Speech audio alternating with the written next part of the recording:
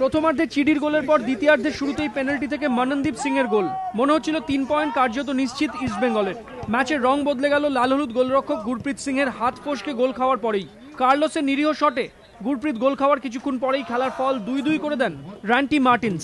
এরপর খেলার শেষ দিকে গোলের সুযোগ তৈরি করলেও ম্যাচ থেকে 1 পয়েন্টের বেশি পায়নি East Bengal. Coach Trevor James Morgan একা গোলরক্ষকের দোষ না দিয়ে দলগত ব্যর্থতাই বলছেন। Some of the mistakes have been costly, but as I say, we're a team and we have to take it together.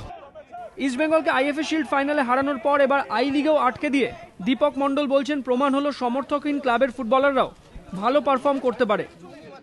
এখানে তো আমাদের কেউ সাপোর্টার নেই, আমাদেরকে প্রতিটা ম্যাচ ইস্টবেঙ্গল মোহনবাগান এইভাবেই খেলতে হয়, সো এইভাবেই খেলবো, নো প্রবলেম, কোনো অসুবিধা হয় না খেলতে। খেলার পর ইস্টবেঙ্গল টিম বাস স্টেডিয়াম ছাড়ার মুখে বাস আটকে বিক্ষোভ দেখান লাল হলুদ সমর্থকরা। পুলিশ লাঠিচার্জ করলে রণক্ষেত্র হয়ে ওঠে স্টেডিয়াম চত্বর। ফুটবলাররা অবশ্য নিরাপদভাবেই মাঠ ছাড়েন। টিম বাস চলে যাওয়ার পরেও বিক্ষোভ দেখান সমর্থকরা। এবিপি আনন্দ।